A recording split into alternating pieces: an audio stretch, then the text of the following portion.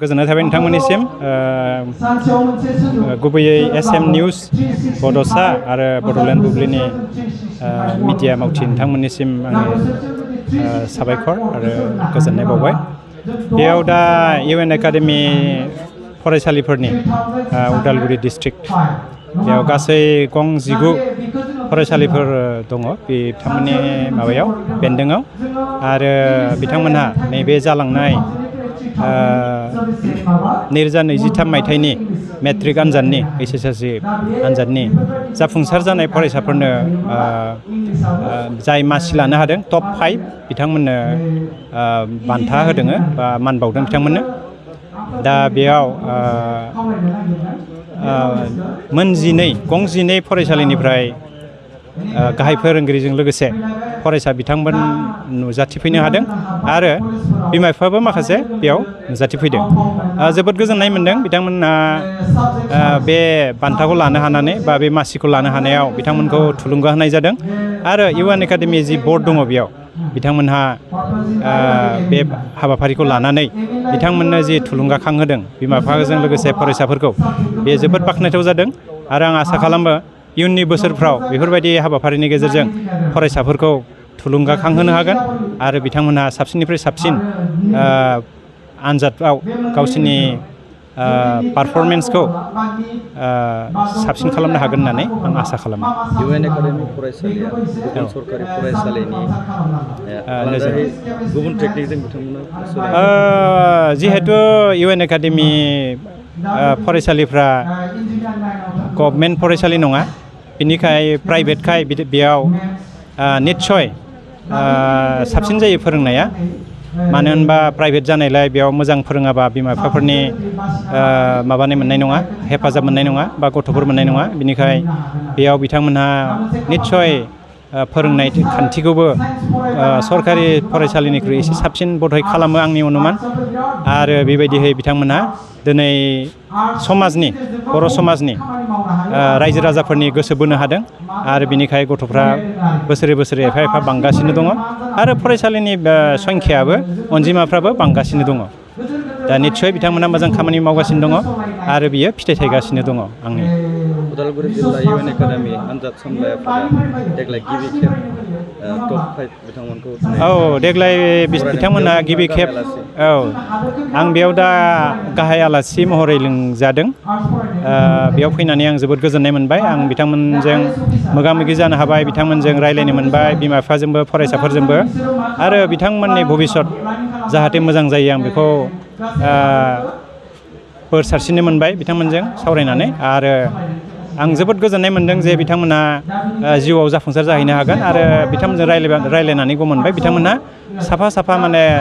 साखाफारा एबा रोंगौथि गोनां फरायसा जायनि थाखाय बिथांमोनहा टप 5 मासि मोननो हादों इउएन एकाडेमि बर्डनि आन्दाराव बेयाव आरो बिथांमोनहा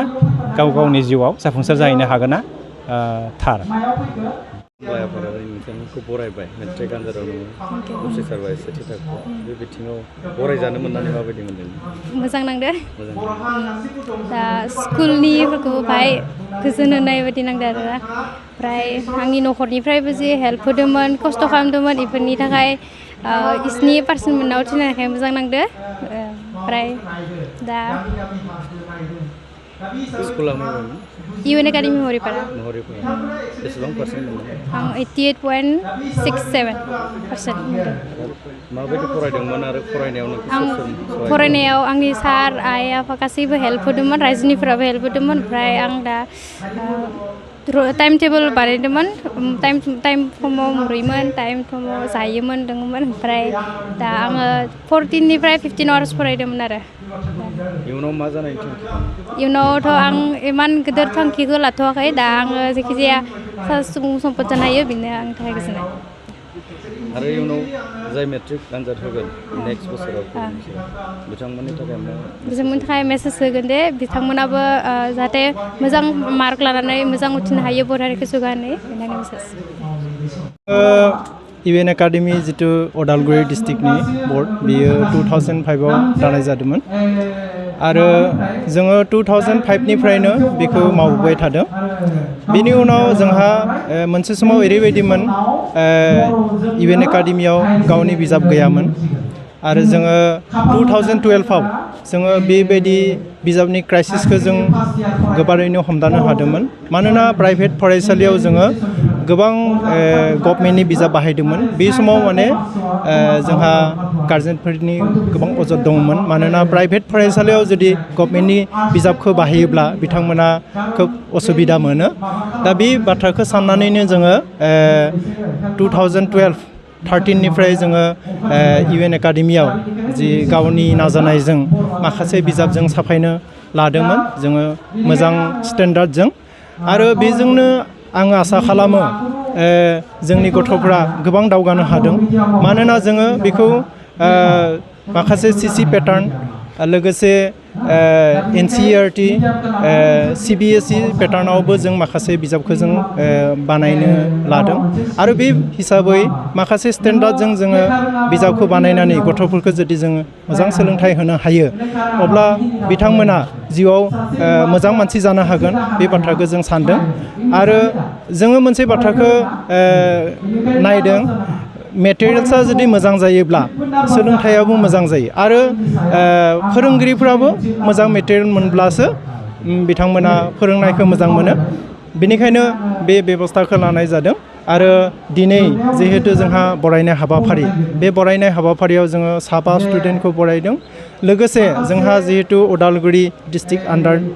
एग्जाम बर्डनि आन्डाराव 8 जन फरायसाया डिस्टिंसन मोनदों बे 7नि गेजेरावबो जों 3खौबो बिथांमोनखौबो बारायदों बिथां 7 फरायसाखौ बरायदों आरो आं आसा खालामो जिहेतु बे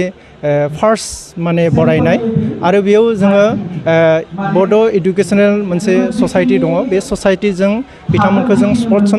स्पन्सर्ड खालामदों जिहेतु उदालगुरि UN एकाडेमि आनजाद बर्डआ एसेबां माने फाइनेन्सियेल मोजां नङा बेनिखायनो जोङो ससाइटिनिफ्रायनो जोङो जेसेबां खरसा बे खरसाफोरखौ जोङो बिथांमोनखौ मदद खालामदों आरो जोङो बेयाव मदद खालामनो मोननानै जोबोद गोजोननाय मोनदों बेयो जोंनि गोलाव समनि डिमान्ड बेयो मानोना जोङो गथै केरिकुलामखौनो जोंनि UN एकाडेमि ग्रुपनि जों बानायनो नागिरदों बेयाव जोङो सिन्स 2006निफ्राय जथायसे भाबै माखासे एक्सपार्टफोरखौ लानानै जोङो बिजाबफोर दिहुनबोगासिनो दङ स्पेसियेलि बर' मेथ्स EVS GK बेफोर बिजाबफोरखौ जोङो गावनि सिरिज बानायदों जोंनि बे लं स्टेन्डिं डिमान्ड जों दासिमबो हाजोबाखै आरो हाजोबैनि खारना जाहैबाय जोङो रांखान्थियारि अनसुंथाइ दासिमबो मोननो हायाखै जोंहा मोनसे सम फैदोंमोन गथ'फोरनि डिमान्डखौ नायनानै गार्जेननि डिमान्डखौ नायनानै जोंनि लेखाफ्रा साफिसियेन्ट नङामोन आरो बेनिफ्राय मोजां नङामोन बेनिखायनो जों आदार्स पाब्लिकेशननि लेखाफोरखौबो एनालाइसिस खालामनानै जोंनि निजाखै गथ'फोरखौ स्किल खालामनो हानाय एडुकेटेड खालामनो हानाय जों बिजाबफोर दिहुनदों जों बेखौ जथेस्थ' खस्थ'नि गेजेरजों जों दिहुनबोदों जों दासिमबो रावनिफ्रायबो बेबायदि अनसायनाय मोनाखै मोनसे सम फैदोंमोन जों 5% इन्टारेस्टआव पार मान्थ इन्टारेस्टआव लानानै 12 लाखसो रां लानानै जोङो लेखाखौ दिहुनदोंमोन आरो नाथाय जों बिनि खस्थ'नि गेजेरावब्लाबो बेफोर रांफोरखौ सुख'जोबनानै जों दा मिनिमाम साफिसियेन्ट जादों जोंनाव दासिमबो जोंनो अफसेट प्रेस जोंनो नांगौ बे अफसेट प्रेसखौ जों दासिमबो मानसिफोरनाव बुंदोंब्लाबो रावनिफ्रायबो हवारि मोनाखै जों आसा खालामदों फैबाय थानाय दिनाव जोंनि जेनेरेसनखौ कंक्रिट फाउन्डेसननि गेजेरजों गेरेमसा हारि दानांगौब्ला जों एजुकेसनखौ बिसेसखै जोङो फकास खालामनांगोन आरो बे फकास खालामनायनि खामानिखौनो जाथि दानायनि बेसिक खामानिखौ एजुकेसननि गेजेरजों जोङो मावफुंलांनो नाजागासिनो दङ मोनसेथि आरो सैथो गोसोनि जि नाजानाय आं आसा खालामदों जोंनि जि टीम दङ बे टीमनि गेजेरजों जों साक्सेसफुल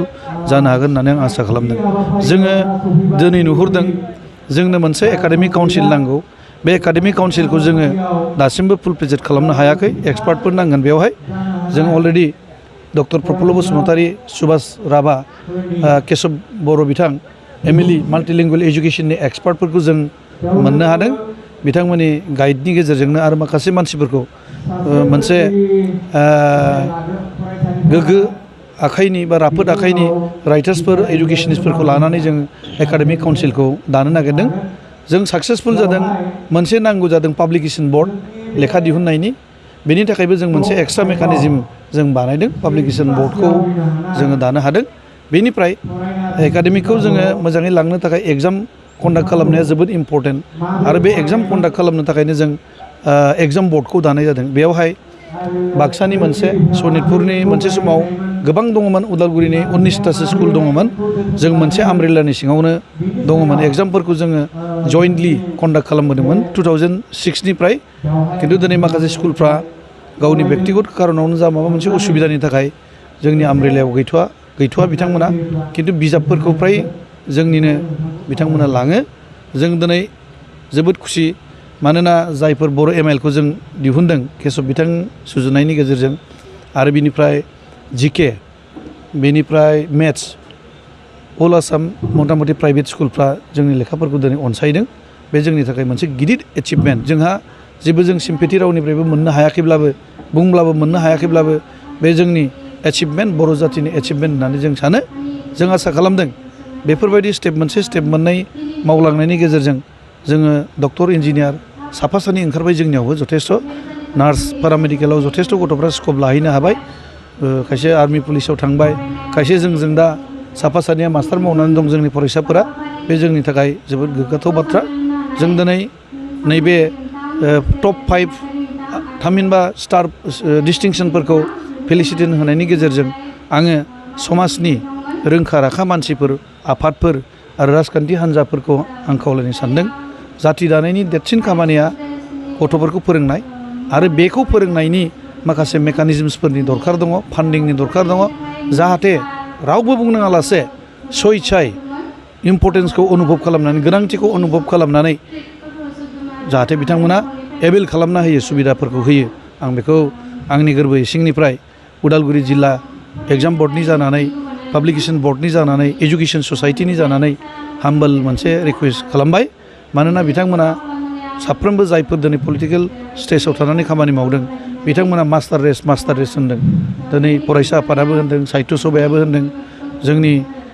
जायफोर बारग'लांबाय पलिटिकेल लेभेलाव दंहैयो बिथांमोनाबो बे मास्टार रेस दानायनि खोथाखौनो बुंदों खिन्थु मास्टार रेस दानायनि खामानिखौ मावग्रोनो थाखाय जों गुरै खावलायदों जोंनो दिनै गोनांथि दं गंफ्रोमबो UN एकाडेमिया थरजानि बेराजों बानायनाय दिनै 20 बोसोर बड'लेण्ड एकर्डआ जालांबाय टटेल 20 बोसोर जाबाय होनबाबो भुल गैया दिनै बे 20 बोसोरावबो दिनैसिम थरजा बेराजों थानांगौ जानायनि जाउनाव जोंहा बिखायाव मोनसे खुब दङ जाय मानसिफ्रा हारि दानायनि बाथ्रा बुङै एसेबां गिदिर मानसिफोरनो समाजनो खोथा होयै थरजा बेरायावबो जोंखौ दिनै जोंनि इयुन जेनेरेसनखौ बानायनो होदों बेनिखाय दुखुनांथाव जेबो जाया आं खावलायगोन बेयाव लाजिनांगौनि बा गोग्गानांगौनि बाथ्रा गैया जुदि जाथिनि थार गुबै फिसाथारब्ला बे जाथि दानायनि खामानिफोरखौ मावग्रा मानसिफोरनो थिखा होनाङा खामानि मावनो होनांगौ बिसोरनो परिबेस होनांगौ मोनसे गोग्गो थासारि जि थासारिनि गेजेरजों जोङो गोग्गो सोलोंथाइखौ होनो हागोन जेब्ला जों गोग्गो सोलोंथाइखौ होनो हागोन अब्लासो जोङो गेरेमसा हारि दानायखौ मोगथां महराव लाबोनो हागोन आरो बेनो बड'फानि सिमांमोन जों बड'फानि जि सिमां आद्रा जालांना थालांनाय सिमां बे सिमांखौ मोगथां महर होनायनि जों साफा रौनिया हिसाबै जों खामानि मावदों आरो बेखौ बयबो जेबो सार्थ गैयालासे मददथिखौ होनांगौ होननानै जों UN एकाडेमि उदालगुरि एग्जाम बर्डनि जानानै ट्रास्टनि जानानै एकाडेमिक काउन्सिलनि जानानै जों हाम्बल एपिल खालामदों गोबां इनफ्रास्ट्राक्चारनि गोनांथि जानानै फैदों गोबां इनफ्रास्ट्राक्चार आङो रायलायनाय गिदिर बिथांमोनजों जोंनो खिनाय हासुनाय आरो ओमफ्राय लोंनाय दै खिनाय हासुनाय जोंनाव UN एकाडेमिफ्राव फ्राय गैया इनहाइजेनिक आरो तरजा बेरा गोजा बे तरजा बेराफ्रा हेल्थनि थाखाय मोजां नङा ओंखायनो जोङो जुदि सुबिदाफोरखौ मोनोब्ला साबसिन गथ'फोरखौ फोरोंनो हागोन आं सानदों नैतिक दायित्वखौ बुजिनानै जायफ्रा बिबानाव दं गिदिर मानसिफोर सुबुंफोर बिथांमोना खमसे खम खिनाय हासुनायनि सुबिदाफोरखौ खालामनानै होयोब्ला गेलेनायाबो गेम्स एन्ड स्पर्ट्सआबो मोनसे सोलोंथाइनि मोनसे पार्ट बे पार्टनि गेजेरजोंबो जोङो जथेस्थ' गथ'फोरखौ आप टु डेट खालामनो हागोन जाहाथे बेफोरखौ बानायना होयो एकाडेमिकनि एनभाइरनमेन्ट केम्पासाव बानायना होयो जों बेखौनो जोंनि फारसेनिफ्राय गुरैयै खावलायनाय थाबाय UN एकाडेमिनि फोरोंथाइनि सिस्टेमा एसे आलादा रोखोमनि टेकनिकजों फोरोंथाइ होयो जायनि जाहोनाव दिनै माने मेट्रिक आनजादाव उदालगुरि जिल्लायाव UN एकाडेमि फरायसालियानो बयनिख्रुइ बांसिन नम्बराव माने उथ्रिसारनो हानाय दिनै मुङाव फैदों बे बिथिङाव माबायदि नोजोरजों बे बिथिङाव जोङो सरासनस्रा गुबुन फोरोंगिरिफोर बायदिनो जोंबो साफा साफा फोरोंगिरि खिन्थु जों गावनि डिउटिखौ एसे बेलेग रोखोमै मावो अब्लाबो एसे आलादा बे एसे बेलेग धरननि जों मावो जेनेरेल फोरोंगिरिफ्रा जेरै मावो जों बर' मिडियामनिब्लाबो जोङो एसे बेलेग धरननि मावो बिथांमोननिख्रुइ जोङो 100% कमिटमेन्ट होनानै सार्भिसखौ होनो नाजायो इउ एन एकाडेमिनि फोरोंगिरिफ्रा ओंखायनो 90+ एबाब % सोरहाबा 100% देग्लाय जों जोबोद सुखि माखासे फोरोंगिरिफ्रा माखासे स्कुलफ्रा 100% कमिटमेन्ट होनानै 100% पास खालामनो हादों बे मोनसे जोबोद गिदिर एचिभमेन्ट जों गुबुन मास्टार बायदिनो एखे खिन्थु जोंनि जि कमिटमेन्ट बे कमिटमेन्टआ जोङो एसे बेलेग धरननि होयो ओंखायनो जों साक्सेस जायो द्याट मिन्स आं बेखौनो मिन खालामनो थांदों जोंहा गावनि डिउटिनि प्रति हारिनि प्रति मोनसे कमिटमेन्ट दं बे कमिटमेन्टखौ थाखा फैसाजों खोथा गैया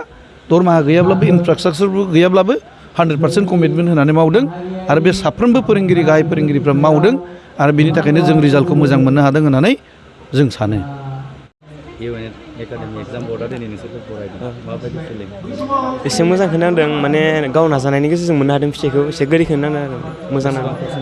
गासै 85.5 मोनब्रै आयदायाव लेटार लानानै स्कुला आंनिया इउ एन एकाडेमि दंला माबायदि फरायदोंमोन फरायनो माने आं रुटिन बनायना लादोंमोन आरो टाइम रुटिन बनायना लादोंमोन बिदिनो टाइम रुटिन बायदिनो थांदोंबो फरायदोंबो मोजाङैनो ओमफ्राय बिथिं आरो न'खरनि मानसि सुबुंफोरनिफ्रायबो एसे हेल्प मोनदों फरायनायाव स्पेसियेलि सोरखौ साबायखर बावगोन स्पेसियेलि सारमोनखौ आरो बेजों लोगोसे न'खरनि सुबुंफोरखौ आफा जोंहा आफाया बिजनेसमेन आरो ओमफ्राय आरो बिथिं मादारा हाउसवाइफ